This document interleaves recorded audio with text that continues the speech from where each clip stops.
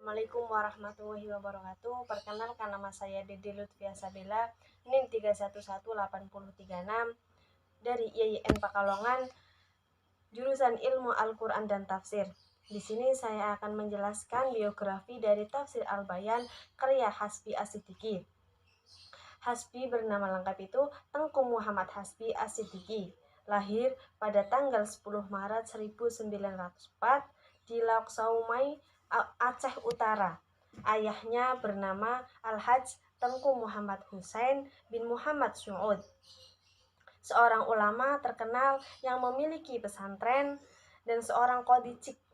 Ibunya itu bernama Tengku Amroh, putri Tengku Abdul Al-Aziz. Pemangku jabatan qadhi itu maharaja atau mangku bumi kesultanan dari Aceh pada waktu itu. Nah, dia juga keponakan dari Abdul Al-Jalil yang bergelar Tengku Cik di Aweh Getuh, di mana menurut masyarakat tersebut itu dianggap sebagai wali yang keramat. Makanya sampai pada saat ini masih ada diziarahi untuk meminta keberkahan.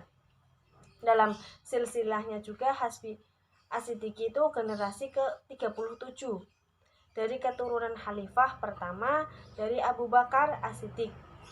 Oleh sebab itu, sebagai keturunan Abu Bakar As-Siddiq itu, Hasbi kemudian melekatkan gelar As-Siddiqi di belakang namanya.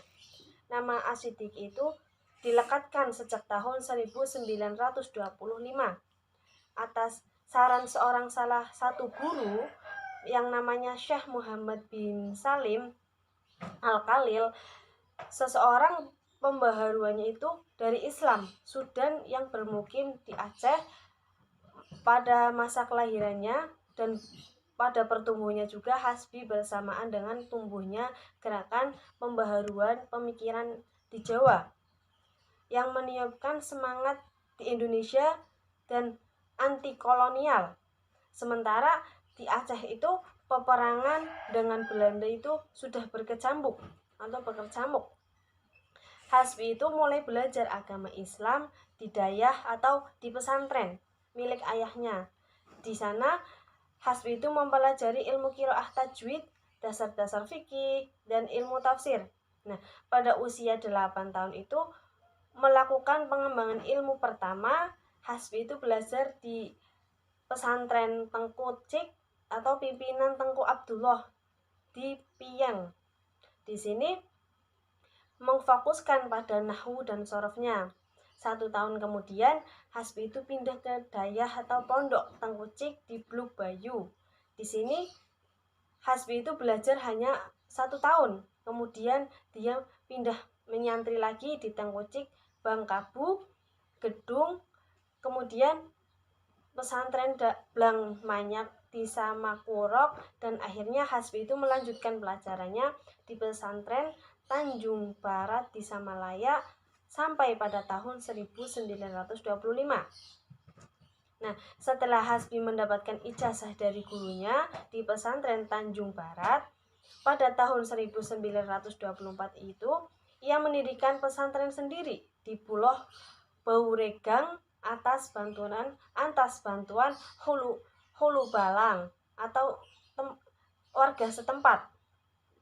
Pesantren yang didirikan oleh Hasbi itu berjarak 8 km dari kota kelahirannya. Nah, pesantren inilah Hasbi menemukan momentum karir yang intelektual sampai pada saat ini bisa mencapai puncak karirnya. Nah, pada tanggal 9 Desember 1975, setelah beberapa hari memasuki karantina dalam rangka menunaikan ibadah haji, Hasbi itu berpulang ke rahmatullah atau meninggal dan dimakamkan di pemakaman keluarga IAIN Syarif Hidayatullah Jakarta. Nah, pada upacara pelepasan jenazah tersebut, Buya Hamka itu turut memberi sambutan pada Hasbi, dan pada pemakaman jenazah itu juga dilepas oleh Mr. Muhammad Raub sebagai sahabatnya dan Dr. Andes Kafrawi Ridwan MA itu sebagai Menteri Agama. Hasbi meninggal pada usia 70 tahun ketika Hasbi usia 6 tahun itu ibunya Tengku Umrah itu meninggal dunia. Kemudian Hasbi diasuh oleh bibinya yang bernama Tengku Samsiah. Sejak meninggal Tengku Samsiah tahun 1912 itu Hasbi memilih tinggal di rumah kakaknya Tengku Maneh. Bahkan sering tidur di musola atau langgar begitu. Nah, sampai kemudian Hasbi itu pergi untuk ke pesantren. Lalu ke pesantren lagi, lalu perilaku tersebut itu tergolong dari orang-orang yang sangat disiplin. Hasbi itu orangnya pekerja keras, demokratis, menghormati pendapat orang lain, pemikirannya juga kritis dan menolak taklid. Selain itu, Hasbi itu tergolong orang yang sangat kuat minat membacanya dan tak kalah penting juga kemampuan mengajarnya itu sangat menarik kepada murid-muridnya dan sangat peduli pada murid-muridnya. Nah, pada intinya ringkasan tafsirnya pada salah satu tafsir An-Nur karya Hasbi As-Siddiqi itu tafsir Al-Quran Al-Majid An-Nur. Itu kitab tafsir yang disusun oleh Hasbi, ditulis sekitar pada tahun 1952 sampai sekitar tahun 1970 di Yogyakarta. Nah, untuk cetakan pertama diterbitkan oleh CV Bulan Bintang Jakarta pada tahun 1956. Menyusul cetakan kedua pada tahun 1965, untuk terbitan edisi kedua, cetakan terakhir pada tahun 2000 itu dicetak setelah Hasbi wafat, lalu diedit oleh keduanya putranya yaitu Profesor Dr. Andes Nauruzaman dan Dr. Andes Fuad Hasbi As-Siddiqi. Tafsir An-Nur ini terdiri dari 10 jilid dengan menggunakan bahasa Latin ejaan lama. Jilid 1 terdiri dari juz 1 sampai 3, juz 2, juz 4 gitu dan lainnya. Pada juz 1 itu Hasbi mengemukakan atau menemukan motivasi penulisan tafsirannya dengan berkenaan dengan perkembangan perguruan tinggi Islam di Indonesia.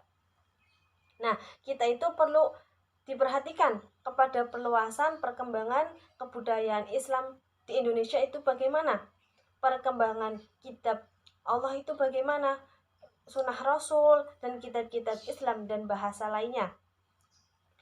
Kemudian bagi para peminat tafsir yang kurang pengetahuan bahasa Arabnya itu tentunya sangat kesulitan untuk memahami tafsir yang berbahasa Arab. Maka Hasbi itu mewujudkan suatu tafsir yang sederhana dan menuntun para pembacanya untuk memahami dengan baik, dengan jelas, agar lebih bisa dipahami. Sekian dari saya, mohon maaf apabila ada kesalahan. Wabillahi taufiq wal hidayah. Assalamualaikum warahmatullahi wabarakatuh.